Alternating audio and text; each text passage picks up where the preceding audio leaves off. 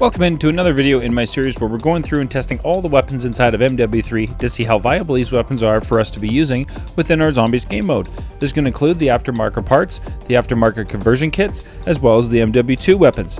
Onwards to Black Ops 6, we're going to continue on with the weapon reviews, and there will be guides for everything inside of Black Ops 6 Zombies. So if you're new around here, you like everything Call of Duty Zombies, make sure you are subscribed with those bell notifications turned on so you're not going to miss out any future uploads from myself. As well, down below in the description you will find the link for my streams. I stream on Mondays and Thursdays, 6 p.m. Pacific, 9 p.m. Eastern Standard Time. I stream everything from MW3 Zombies all the way through to customs. Have a ton of fun over there and would love to see you all come and hang out. Now in today's video, we're going to be diving into a battle rifle that they buffed the damage range on for Season 5 Reloaded, and they buffed the damage range specifically on this battle rifle's aftermarket conversion kit. And it received this buff right here to the conversion kit, increased maximum damage range from 29.2 up by 13%. So seeing this, I was definitely intrigued to see how this battle rifle would perform inside of our Zombies game using the aftermarket conversion kit. So in today's video, we're going to be taking a look at the MTZ-762 battle rifle with the aftermarket conversion kit and seeing how this performs across all three tiers, taking on bounty contracts all the way through. So hopefully by the end of today's video, you have a really good feel for how this battle rifle performs inside the Zombies, and by the end of it, you should be able to make up in your mind on whether or not this aftermarket conversion kit for the MTZ-762 is going to be a viable option for you to run within your Zombies game modes. So without further ado, let's dive into the MTZ-762 battle rifle review video today.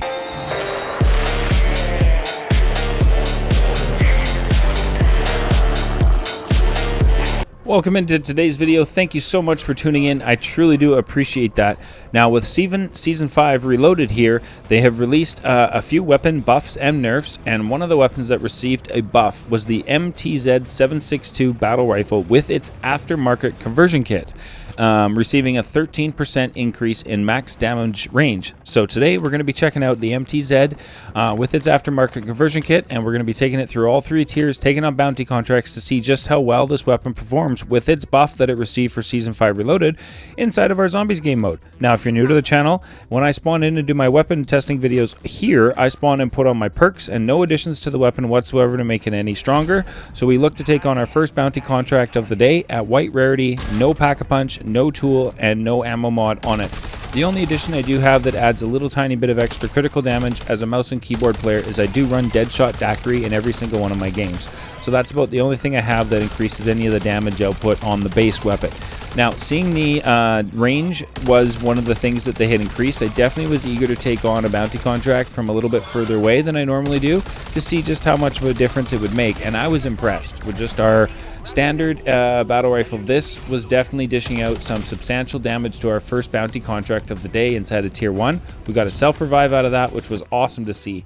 So the next thing I wanted to do was go off and visit the Pack-a-Punch machine and increase the damage output on this battle rifle with its aftermarket conversion kit to see just how much better it would be performing against a bounty contract. Also, I just wanted to note that with the max magazine size you can put on this aftermarket conversion kit is going to be 40. So before Pack-a-Punch you will have 40 rounds in your magazine, and after you Pack-a-Punch you will have 80. Now 80 definitely felt like it was enough rounds in the magazine with the damage output that this battle rifle dishes out. So I did not feel like mags of holding was needed to use this. Obviously mags of holding is going to make this a little bit better as you're just simply not going to have to reload anymore, but I did feel like the damage output matched the 80 magazine size quite well. So that was our second bounty contract we took out there inside of Tier 1. That one we took out with just Pack-a-Punch on our MTZ, still white rarity, no tools and no ammo mods, just Pack-a-Punch, and that mangler went down really easily. So knowing this, I wanted to throw on my legendary tool, Shatterblast, and head off and grab our third bounty contract and our final one inside of Tier 1 and see just how fast we can totally destroy this bounty contract, knowing that we are definitely very strong for being inside of Tier 1, being Pack 1, legendary with an ammo mod, and that Mimic just got absolutely evaporated trying to come up the stairs after me, which was awesome. So at this point I was eager to push into Tier 2 and grab a bounty contract inside of Tier 2 and see, you know, just how well is this battle rifle going to perform against a bounty contract inside of tier 2, now that the bounties are going to be that much stronger in health because we're in tier 2. But I did not want to increase the damage output on this battle rifle with the aftermarket conversion kit, so we kept it where it was. We're pack 1, we're legendary, and we have an ammo mod, and we went into tier 2 and grabbed our first tier 2 bounty contract of the day, and we got a mangler. And I was already impressed, just like with the first few shots, how quickly I was able to take out his cannon. That's usually a really good sign to see how strong a weapon is. We were 1 magazine and already halfway done our mangler's health inside of tier 2. So definitely awesome damage output on this battle rifle so far throughout our game, as we've progressed through tier 1 and now through our first bounty contract inside of tier 2. I was definitely feeling really impressed with the damage output and felt like this weapon definitely received the buff that was mentioned in the patch notes. I was noticing the damage output at a longer range was definitely a lot more consistent and a lot stronger than it used to be. So that was awesome to see. Now at this point I wanted to kind of go off to pack a punch inside of tier 2 to increase the damage output one more time on this battle rifle, pick up our second bounty contract inside of tier 2, and head off and see just how well this battle rifle is going to perform against our bounty contract inside of tier 2, being double pack-a-punch now, legendary with an ammo mod, and holy smokes, the damage you can see coming off our mangler's health bar there at range was just absolutely amazing. I'm not even going to say anything. I have no words.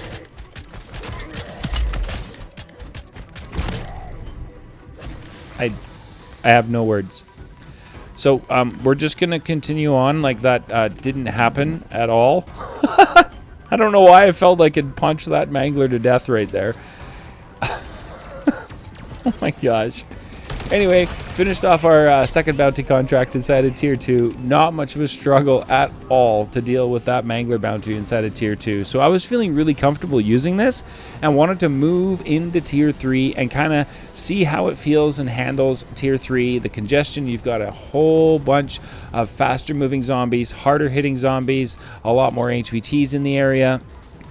So I was curious to see how this would perform in tier 3 with the season 5 reloaded buff that this aftermarket conversion kit had received. I mean, seeing how well it had been performing across the first 2 threat levels, across tier 1, across tier 2, I was kind of hopeful that this would be just as viable to be using inside of tier 3. Now, before I put on my PAP3 crystal and increase the damage output to max, I wanted to see how this battle rifle would handle tier 3 being only pack-a-punch level 2. And we had a player come through the area that I'm not sure what they were doing. They had the like ritual marked zombies that were like purple. They also had a bunch of elites in the area. We had 2 disciples spawn in right on my head. This one was taking like no damage. I wasn't sure what was going on. There was just a lot of stuff happening as soon as I got into tier 3. With the 2 disciples right there, I dropped my energy mine to clear out this one, as there was just a lot happening, and I was only double pack-a-punch, not triple pack-a-punch, and I did not feel like I was prepared for all of that. So I did want to come over here and show you some crowd control as we rounded up a whole herd of zombies inside of tier 3, and I wanted to show you how this weapon performs at PAP level 2 inside of tier 3. Legendary with an ammo mod, and it's not bad. It's decent. It definitely dishes out the damage. It's not something that you can casually stroll backwards to and continue to push back the horde. You are going to have to reposition in order to continue to dish out the damage. So I wanted to test it out with max damage level, so we put on the PAP3 crystal I brought in with my run and rounded up another massive horde inside of tier 3, and I'm impressed. This battle rifle at max damage output definitely handles crowd control inside of tier 3 with ease. I was slowly walking backwards here, and you can see the damage coming off the zombies on their health bar with each critical shot is absolutely substantial damage with this battle rifle. I was really impressed. Definitely a strong, hard-hitting battle rifle, and can be a viable option for us to be using in our zombie game modes. As you can see me jumping up and down there, I was really happy to see. That was quite the carnage. We took out a lot of zombies right there. So seeing how well this weapon had performed so far across all 3 threat levels in tier 1, tier 2, and tier 3, I wanted to take on our good friend Zhorde. George, the guardian of the arches, and see how well this battle rifle will dish out the damage to George. Now, I came up here to my picnic table location. I love this spot because George constantly fires up his laser attack, and he is unable to get in here. Now, unfortunately, we had a Mimic come and spoil the party, so we had to turn the Mimic and make him friendly so he would go off and help us out. Now, there was a whole bunch of zombies in the area, so I had to deal with the crowd control before going up to the picnic table area, as the zombies come up there freely and definitely have no issues getting to you when you're in that area. So we switched locations over here to kind of handle the crowd control at the path. As I could see, George was making his way over to me, and so were the zombies, so I just wanted to come here and try and handle some of the crowd control before I refocused in my fire in on George. I also wanted to show you guys the majority of this entire fight with George so that you all will have a really good feel for how this weapon performs inside of zombies across the majority, if not all, of situations we come across of when we're inside of MW3 Zombies. We have a standard HVT coming at us, not a problem. We were able to get him out of our way without much issue. So it's just awesome to see that this weapon performs really well. It's a solid weapon. It shoots fairly straight with the build that I have. I've got you guys covered with the build, the blueprint, and the camo, if you are wondering, at the end of the video, so stick through for that. But here we are pushing through, dealing with the last little bit of the crowd control that we have before I was able to focus in my fire on George. I was also trying to gather up plates as much as I could, as they were a little bit hard to find. That Mimic actually dropped us a perk down there on the path, which was awesome to see. I love it when the elites drop us just random perk cans. It's so nice to be able to exfil and have those for like your next run.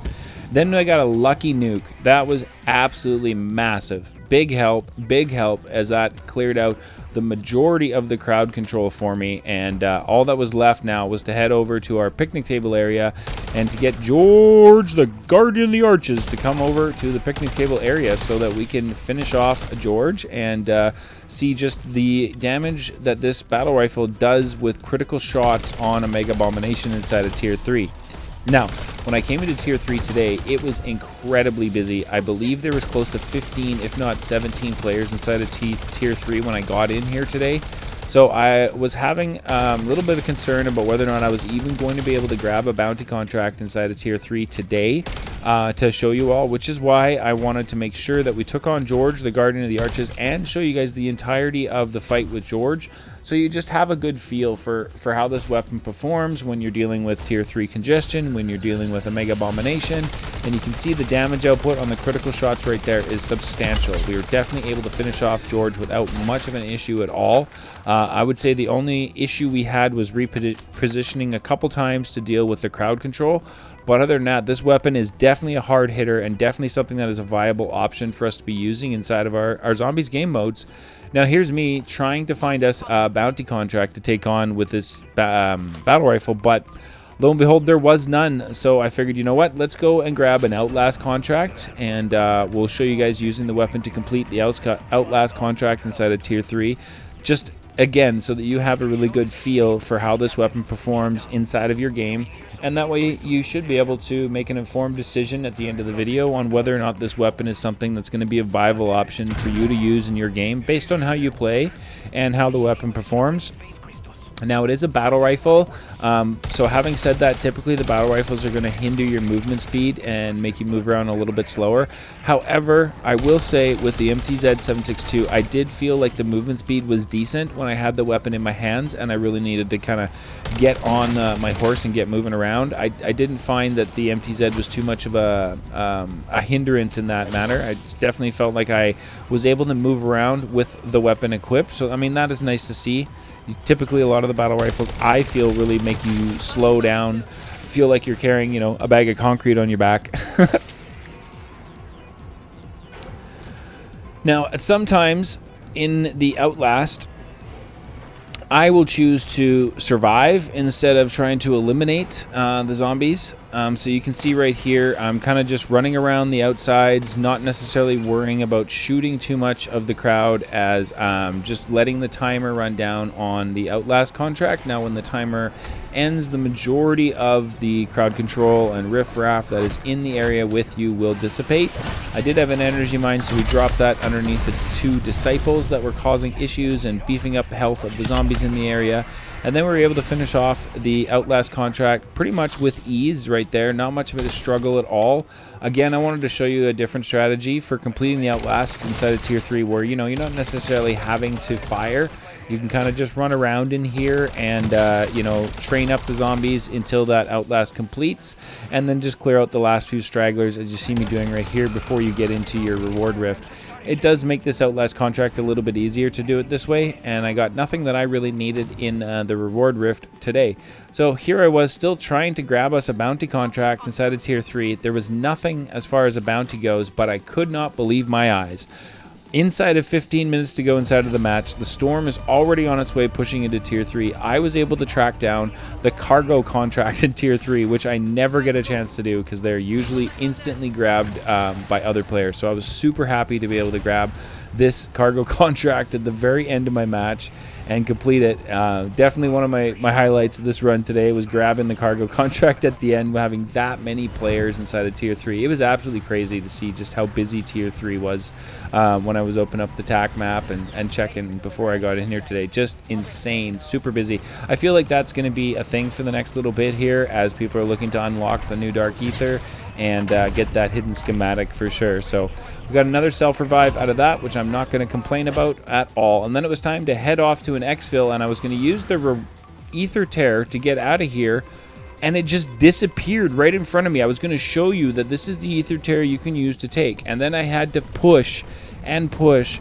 with my back up against the Storm the entire way, all the way to exfil, as the Storm was just constantly consuming me at the backside, and I had to continue to elevate to get into places I could parachute and push myself forward out of the Storm in order to get through to the exfil.